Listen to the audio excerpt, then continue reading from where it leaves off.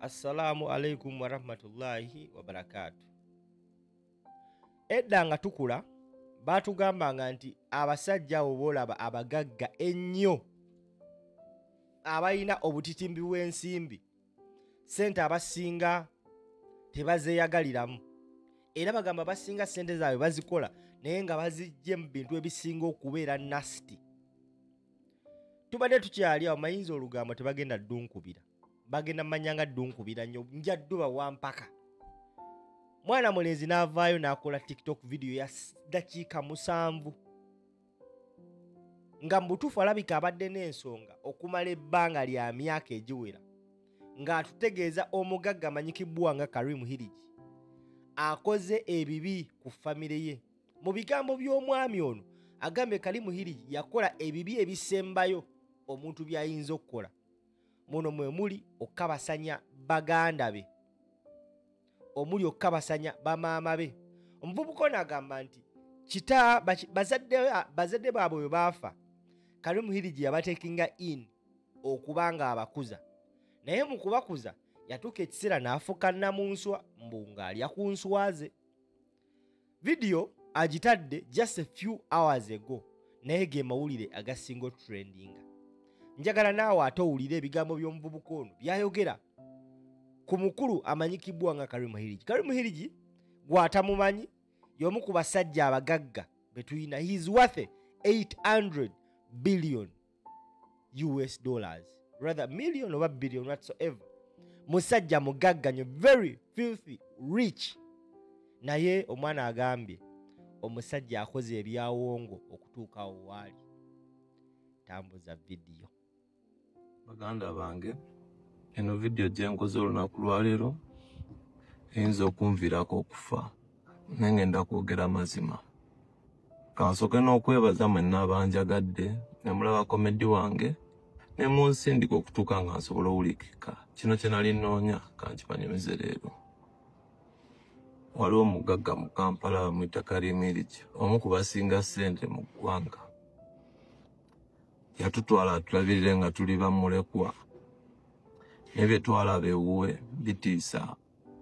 Musajja mubi, musajja akoze ebintu ekika kyange ne famire yange n'atutuusa ku egi. Yazanyira ku bamaama bange. Before that abakazi be bonna bamuzaalidde abaana bonna ba ending up balaluse, abakozesa ebintu abatuuzaamu ebintu. Kati munnange wekyatuuka ku basisita bange ffe twali buto nga tusobola balwanirira n'abakabasanya nga baana bato, kugamba baana bato nga ba primary. Olwokuba twali bamulekwa tetulina bugerezi ekireeta Kalimu otuyamba yali akola ne taata waffe afa. Abo abakabasanya obwana obuto batagetinga families ziri wiiki nga temulina mugenda kuddukira kukaaba.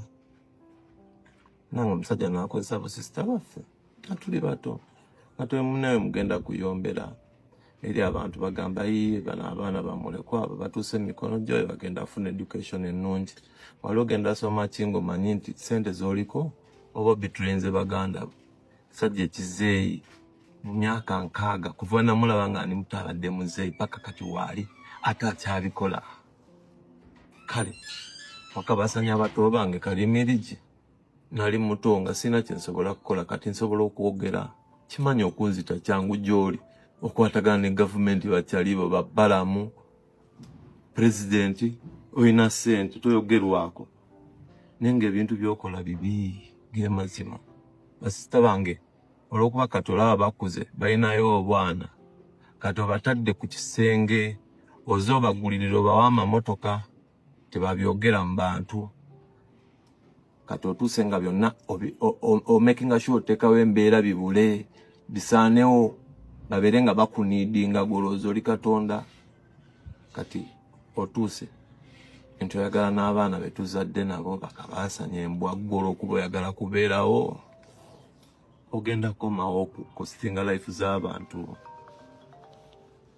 Karim kati ojja kunzita nze kisinga n'okunuma kwe kubanga weegatta ne mukulu wange n'omuteeka mu tripu za Dubai. Simanyi ndi musiru tategera oba obaloga, nze simanyi. Nze nakweyawulako nkyali muto nalaba ebikolwa byo nga sijja sobola kubeera kumpi nawe kubanga okwasa obusungu omuntu atuuka n'okwagala akutte gwe abantu besse ewaffe jjajja wange yeeyokya muliro lwa bintu byebyo oba sente ozijja mu mizimu bantu beewadde obutwe ewaffe lwakubanga gwe naye bano abaana abato tojja bakwatako. Obama muganda wange omukulu baatuzaala abaana bana abasisita 2 abalenzi 2 bannaye ramusirize na famire yange batuyita Ramesh n'erinnya lyange leero akawunti giterezezza gamazaale eno evidiyo yange enza okuba nga esembye mu ndabe naye nga kyentegese emboozi zikwatagana ne bwana Kalimu okukabasanya obwana okuviira ddala ku myaka 4 weeziri niwe bananzijjawo zigenda kujja ziriike ng'enkuba neetegeka banne buli abadde anjagala nyamba otambuze message Kalimu tagambwako takwatwako olw'okuba mugagga munaye ate alina ebizimbe mu Kampala njogerako oyo bantu tebamanyi linnya lye na feesi ye bamwita Kalimiri Ginini Imperial Group of Hotels Nyini Equatoria Chamtawa Greenland Imperial Royal Grand Imperial Resort Entebbe alina ebyobugagga bingi naye ebintu byakoze abantu tekirungi Katonda tali asamanya Kalimu obonaabona n'otusinga olina justice center nembwa gwe olina kansa obonaabona buli lunaku lw'obulamu bwo teweebaka tolina mirembe weebaka ku baana bo boozadde va ku ffe nti watulera bulezi ababo boozadde n'obaka baasanya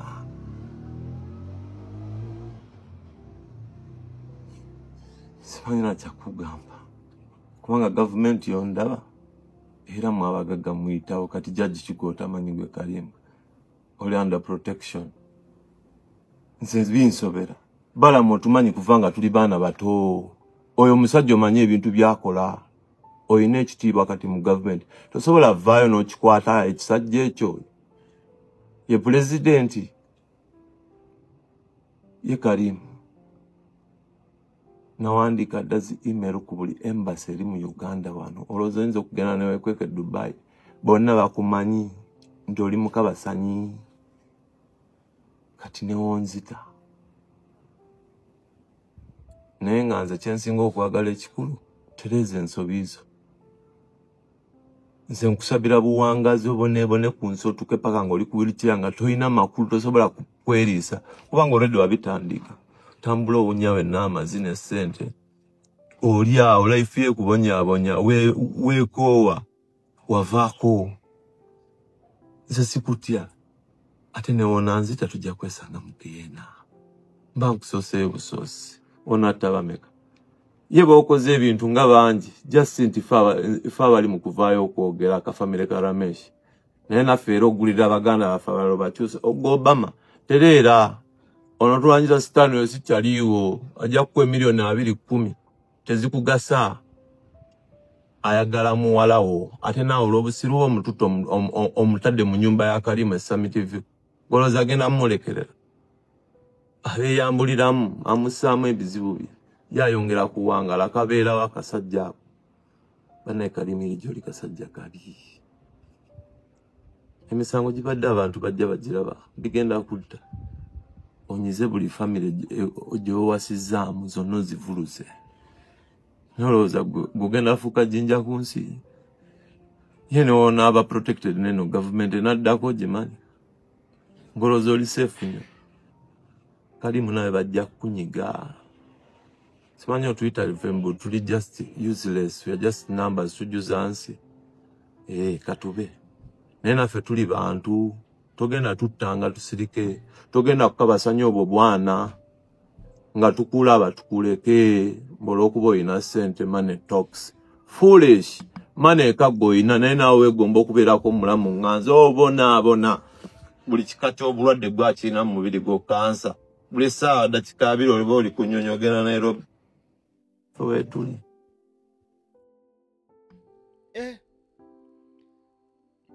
omwana ayogedde ebigambo naye ng'omanyi Kalimu iri gwayogerako wabula naye atandise ng'agamba nkimanyi bayinza okunzita naye nga kirabika gwalumba amumanyi how big and popular the person is. One of the richest men in Uganda. Gwe twogera ku Karimu Hiligi. Omusajja atula ne basudiyo. Omusajja alina assets nkumu. Karimu Hiligi nzijukira edda nga tukyali bato yalina nyiniwa Diddy's World ekansanga kati bagituuma Wonder World. Gwayogeddeko. Mu bigambo byagambye nti Balamu amanyi buli kimu. Balamu nno ye minisita w'abavubuka n'abaana. Tetumanyi story eno gyegenda kuggweera naye omuvubuka abyogedde ate ng'alabika mu kwogera bino ebigambo ye ali ready okufeesinga anything. Naye gwe ebizibu biri mu Uganda. Gwe tambuza vidiyo osirika.